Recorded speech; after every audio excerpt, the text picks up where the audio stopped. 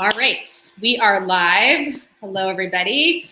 I'm back, and I am here with Dr. Julie Taylor, and we are going to have a conversation today on functional health and hormones. We met Julie last year at the summit, actually, and we love this conversation so much that we invited her back to do a one-on-one here today with me.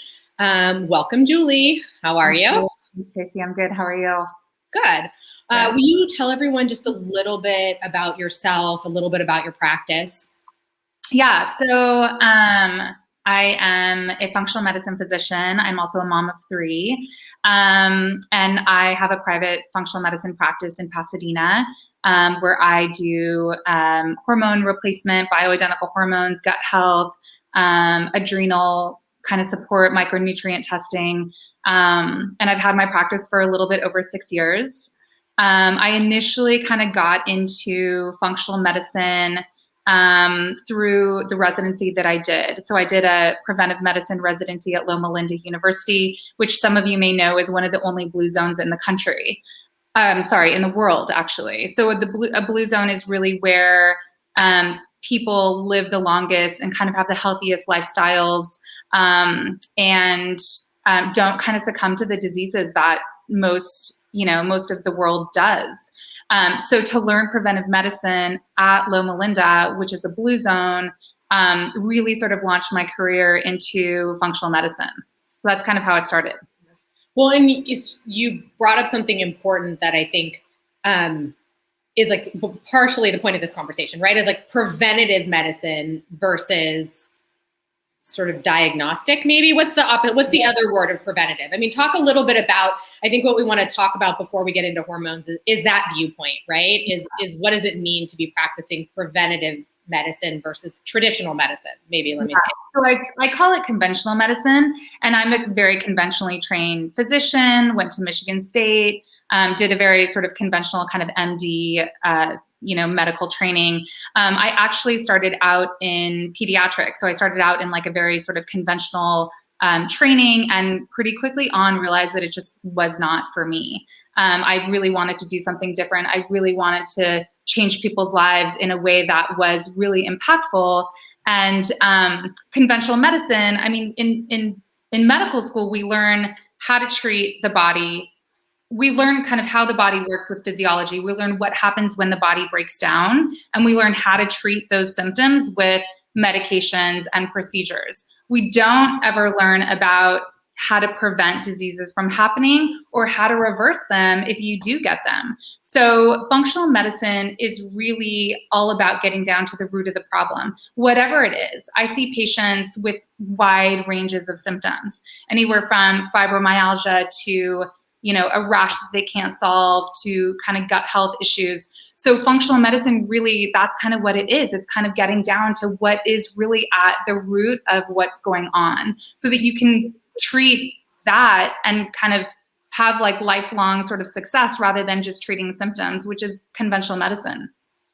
Yeah, so I think that's like a very important distinction, right? And something that maybe not everybody thinks about when choosing their physician or looking at things going on with them. So I definitely, that's like just a different lens to think about some of these things through. Yeah.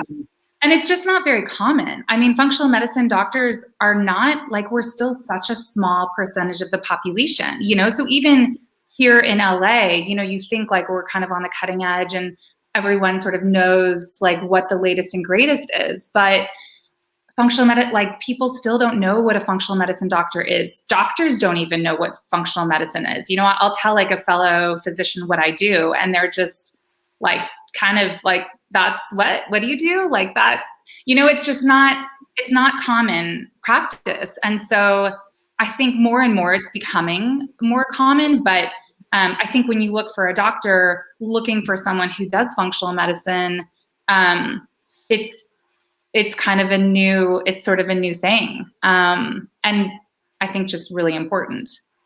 Yeah, well, and I'm going like off our questions. We'll get back to hormones in a minute, but because you raised an important point that I just want to touch on, which is actually in some ways I feel like a silver lining of the pandemic, which is that people like you who are more rare are potentially now more accessible to patients via telehealth and different versions of medicine. Like, are you seeing patients online, and has that made it possible to extend your reach to people who wouldn't be able to come to Pasadena and see you? I mean, how do you see that sort of happening now for people? Yeah, I mean, it's definitely more accessible, and it's been made more accessible because of COVID, but I see patients all over California. So it's really nice to be able to have, like a telemedicine visit via video, and people are a lot more used to that nowadays. So it just makes what I do a lot more accessible to kind of anyone all over California. Yeah. Well, so, and I think that's really important, because I think that is a problem for people, is that, even if they hear about this, they don't necessarily know where to go. And like you say, if you went and ran a Google search, you try and figure it out, or you ask people, it's hard to find right now. Right. All right. So I want to come back. We'll come back and talk more broadly about functional medicine, but I want to talk a little bit about, the area, or one of the areas I know you specialize in, which is bioidentical hormones. And can you sort of explain to people what that is and why they are important, and sort of more around your practice? Yeah. So I first learned about bioidentical hormones in my residency in preventive medicine. And mind you, we don't learn about bioidentical hormones in medical school. It's not part of like your typical conventional residency. My residency, again, was a little bit different because it was all about preventive medicine. And so my mentor, who was just this cool, like old retired surgeon, had this bioidentical hormone practice. And that's really where I learned that term for the first time. I had never heard it before. So it's just not part of like kind of standard medical training and education. But bioidentical hormones are kind of compared to synthetic hormones. When we talk about like Premarin or, birth control pills, those are synthetic hormones. When we talk about bioidentical, it's kind of like comparing apples and oranges. And that's what I tell my patients. Like, they're just two totally separate things that are sort of lumped in one category. But bioidentical hormones are identical in structure to the hormones that we make. Therefore, when we're deficient and we take those bioidentical hormones, whether it's progesterone, testosterone, or estrogen, our body understands them, knows how to process them, knows how to metabolize them, and they work just like our own natural hormones. Whereas synthetic hormones, estrogen is made from conjugated equine estrogen made from a pregnant horse's urine, which is crazy when you think of it, right? Yeah. So horses have 12 different estrogens in their body. We have 3. So it's very much of like a foreign substance when we take it in. And then medroxyprogesterone, which is synthetic progesterone, is also like chemically different from the progesterone that we make. So there was the whole women's health initiative that came out in the early 2000s, like 2002, that showed that synthetic hormones were dangerous. And women who were on estrogen, they had a higher increased risk of strokes and heart attacks. And when progesterone was added onto that caused breast cancer. So kind of overnight, everyone sort of got off their hormones, and people, doctors included, have been really reticent to prescribe hormones for any length of time. I mean, maybe they'll do it for like a year or something just to kind of get you over the hump of menopause or whatever hormonal issue it is. But they really, that kind of gave hormones sort of like a bad rap, when really you can't compare bioidentical to synthetic. Again, it's just two totally different things. Bioidentical is preventive and is incredible for a host of issues, which I'm sure we'll kind of get into the details of those. But and synthetic should not even be on the market. Like, those shouldn't even be available for women to take, because they're not what's right for the female body. Interesting. So you started to kind of touch on it in terms of like the benefits. I mean, how do you recommend women approach like their hormonal health? Like, is it an age thing? Is it always something that should be monitored? How do you start? How do you know when things are good or when things are bad? How do you figure that piece out? And I think also, I'm looking at it from the perspective of so many women here are having babies, right? Which we know obviously has major hormonal impacts, and are either, pre or post. And then also, as you get older, I think I'm like on both sides. I like just had a baby and I'm really old. So it's like, what's even happening, right? I don't know. Yeah. So I think, so to kind of answer that question, so I think that it's really dependent on the individual. There is no specific age at which everyone should do, X, Y, and Z. Hormones can become imbalanced from the time you go through puberty. So I see patients who are teenagers and having, you think of terrible PMS or heavy periods or migraines, kind of all the symptoms that young girls are often put on birth control for. That's a hormone imbalance starting from a very young age. And those young girls, their moms take them to come to see me because they don't want their girls to be on birth control because of all the, issues that are related to that. So hormone imbalance can happen at a young age, teenage years. But some women kind of skate through, right? Like they have easy periods and they get pregnant easily and, they don't have postpartum, they don't have migraines, they kind of everything's fine. And maybe all of a sudden at like 46, 47, they start to not feel themselves, right? And they have difficulty sleeping or they all of a sudden feel depressed. I have women who come in to see me and they've never had any issues with depression. And I think this is a really interesting point. And all of a sudden they're suicidal and they have never been suicidal in their entire lives. And they're just like, that's like, this is how I feel. And I'm like literally on the brink of disaster. And they've kind of gone to everyone and they've talked to their gynecologist and, their gynecologist says, well, your hormones are fine. Like there's nothing we can do.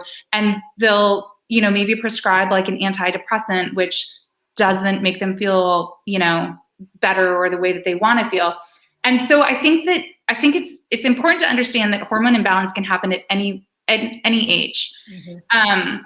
And it's also important to realize that it can be pretty severe to the point where it's, suicidal kind of symptoms, but it can also be really subtle. So I'm writing a book and I'm like currently in this chapter where I'm talking about how hormones can be really like a subtle sort of, kind of creeping into like a woman's life where they all of a sudden just kind of don't feel themselves. And, they just, their relationship with their husband maybe is like, fallen off and they're feeling irritable, but they don't know why. And they're not sleeping well. And, they don't really think that it's their hormones necessarily because we just don't talk about it enough. Yeah. So it's not something that's like, oh, I feel this way and therefore like it must be my hormone. So I really need to make sure that I find someone who specializes in bioidentical hormones and I need to get them addressed. Like it's usually not a common kind of thought process because it's just not part of like medical dialogue, right?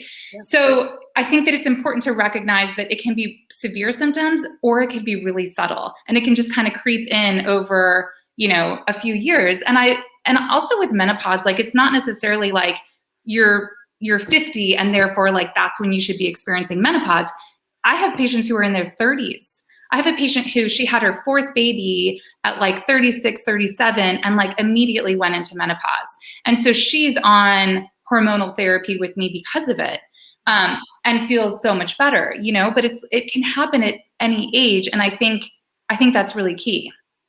Yeah, well, I think, this goes back to too, what you and I were talking about in terms of like people not always having access to doctors like you. And I think it is something where it's this information that you're providing is so important because we have to be our own advocates, right? Yeah. Like we have to drive the conversation. We have to find the right doctors. And there's already been a lot of conversation around, sort of the lack of women's health in general, like postpartum, you go to your doctor one time, right? Yeah.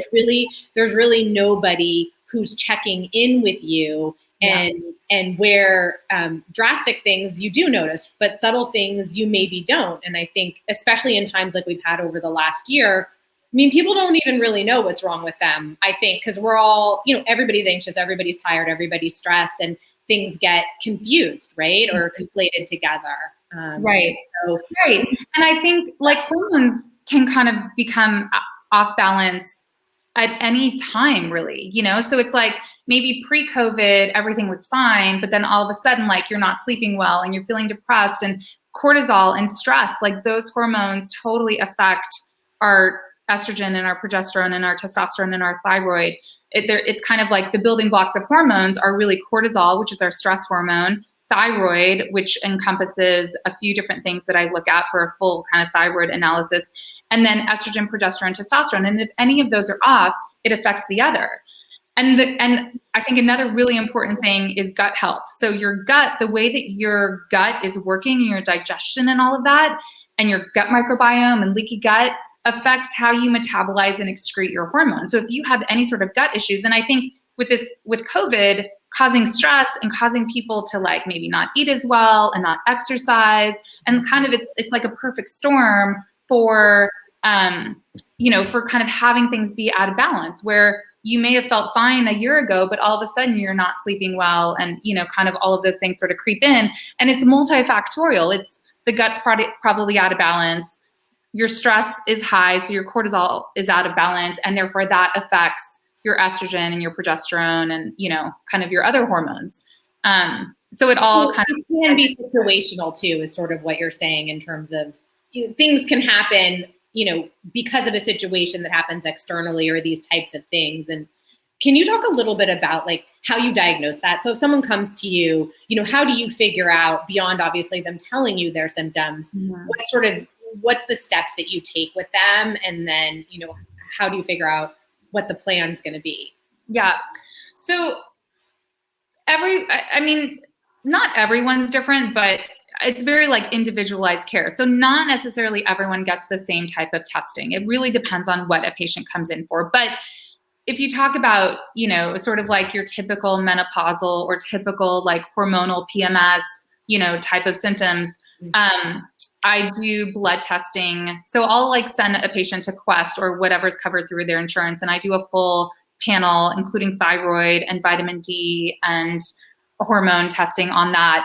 And then I also do a saliva test. So the saliva test looks at cortisol, which saliva is really the gold standard for checking cortisol. So I look at cortisol, DHEA, and then I look at your estrogen, progesterone, and testosterone at a certain time of your cycle. So if you have a regular cycle, then it's a certain time of the cycle that I look at that. If a person's irregular, or maybe they're not getting a cycle, then it's really just, whatever typical day that they have that they do that. So those are that's the way that I test for a typical kind of hormone patient. And so after you do that, then you're going to get those tests back, right? And then you're going to come up with a personalized plan.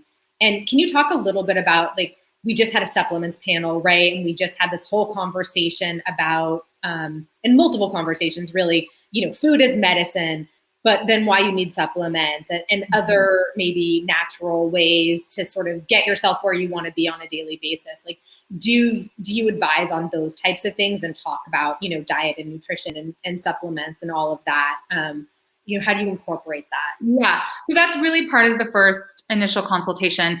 That's really an important aspect to really understanding the whole person and really looking at everything as, sort of one. The body is not compartmentalized, even though in medicine we treat everything kind of as like separate compartments. But I look at gut health, I look at diet. So we have a full kind of, and I work with a functional nutritionist who sees my patients for nutrition. And so we talk about exercise and we talk about supplements.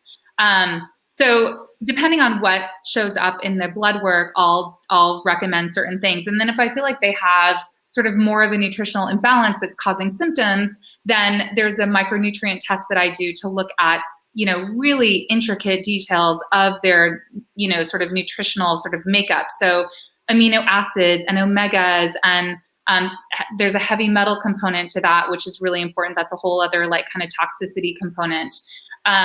But, all of your antioxidants, your glutathione, your B vitamins, your minerals, all of that stuff is really important. And it's not just like a one size fits all, what someone needs is very different from what the next person needs. And the best way to know that is to test for it and kind of see what things show. up on, on kind of the test results. Yeah, well, and I think, that's another important point that we've talked about today so far too, is that wellness is personal, right? And so what's going to work for you may not necessarily work for the other person, right? People ask all the time, oh, what do you do about this or that? But having someone like you actually look at data, right, to decide you need this or you need that or this much. And I know, the quality of different things people might be taking, like vitamin D or this or that. They need to think about that too, right? It's the quantity, it's the quality, and it's having it personalized to them. What is there certain like base level things that you recommend to people right now? We're in the middle of the pandemic. Everyone's going through what everyone's going through. Are there like certain like base level healthy lifestyle practices that you would say are good for everyone, or I would say are good for women in general to be doing and incorporating into their daily routine? Yeah, I mean, I think exercise is pretty obvious. So 30 minutes a day is sort of the preventive medicine kind of measure of how much you want to work out. It doesn't have to be like a full blown, all out, like crazy, sweating cardio workout. Mm-hmm. But the way that I tell my patients, if you're working out, if you know that you're working out in order to have a cardiovascular benefit, is if you can sing a song, is if you can hold down a conversation, but you can't sing a song. So that's kind of like a little thing to kind of think about. So exercise is key. Sleep is key. So you can't function if you can't sleep. So 8 to 9 hours is the recommendation, which I know for a lot of people is like, oh my gosh, if only I could get like 8 hours of sleep every night. Yeah. But if you're not getting 8 to 9 hours of sleep, then that needs to be figured out. Is it that your progesterone is low and you're not sleeping well? Is it that your cortisol is too high at night and that's what's preventing you from sleeping? Is it that your vitamin D is low and it's throwing off your sleep? So there's a lot of different things that throw off sleep that should be analyzed, but you should absolutely be getting, 8 to 9 hours of quality sleep and waking up well rested. Diet is obviously key. So I do a lot of gut testing and stool testing and breath testing with SIBO and kind of things like that, and looking for yeast and things like that. I don't think that everyone necessarily should take a probiotic. So it really depends on what your testing shows as to whether, what kind of supplements you need for your gut. But I think, making sure that you're having kind of a plant-based mostly diet and staying away from processed food, really limiting alcohol. I know this last year, alcohol was like quite popular and was definitely a thing for a lot of people, but it's a toxin, so in like extreme moderation, alcohol is okay, but it is a toxin. So it has to be really, like a small amount is okay. And then, a whole food plant-based diet is kind of what I recommend to a lot of my patients, which again, one diet doesn't work for everyone. So it really depends on what works for you, what spikes your blood glucose. We're kind of getting into like the continuous glucose monitors and having patients really like analyze their glucose depending on what they eat, because one person could eat, garbanzo beans that spikes their blood glucose, and another person could eat it and it stabilizes them. So that's sort of different for everyone. But I think like on the whole, keeping your meat limited, making sure that, I have a lot of patients who have mercury toxicity, and mercury toxicity causes a lot of different things, inflammation and sort of, I think mental health things and just kind of toxicity overload in general. So limiting kind of your mercury sort of, I have a lot of patients who eat sushi like all the time. I mean, obviously that's like really popular. But just kind of being aware of those things and, making sure that you're eating all the good antioxidants and fruits and vegetables as much as possible, and getting a lot of water during the day. I know you mentioned water. I've been drinking my water. That's like one of my good things. We have to go to Q&A in a minute, but the mercury thing is something we should talk about in Q&A, I feel like, because I think a lot of people don't even realize, and I know I didn't, like all the sources of mercury. And that was definitely one of the things that was a problem for me. And like the fillings, there's so many things, right, that you don't realize you're getting mercury from. And I think hydration, Liquid IV is a sponsor of the event, you guys. I pour their hydrator in my water, or do lemon water every day.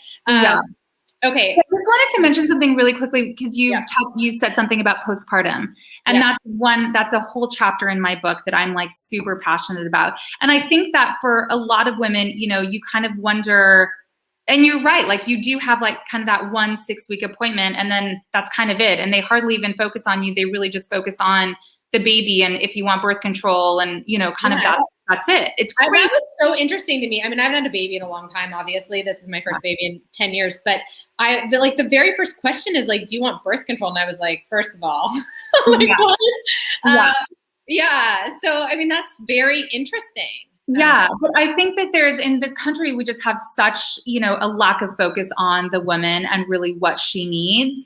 Yeah. But I think that, you know, for women, if you know, in some ways you can kind of sense if you have a hormone imbalance. You know, you're in touch with your body and you know, and if you go to your doctor and you ask them for your hormones to be tested and they come back normal, don't accept that as an answer. I also mentioned really quickly in my book about you wouldn't hire an electrician to do your plumbing.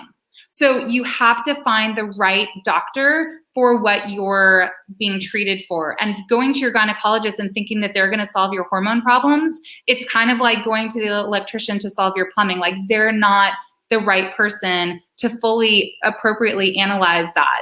And I think that that's just a new concept. That's a new concept for a lot of women. They think that their gynecologists have all the answers. And unfortunately, they don't, because it's not part of our standard, you know, of their standard training. Yeah, well, I think that's an important point is, you know, you need a team really. And especially as things are going on with you, you have to think about like, it's nice to just be like, oh, I just always go to this one person, right? But that isn't necessarily going to get you where you need to be. And so being able to understand your options and have more of a team around you. And I think, you know, like we started talking about, you know, being your own advocate and getting second opinions, right? And really finding someone you feel comfortable with is very important, you know, for our health. I'm going to stop us here and take us though over to sessions for Q&A. Okay. You're okay with that? There's more we could obviously talk about, and we will.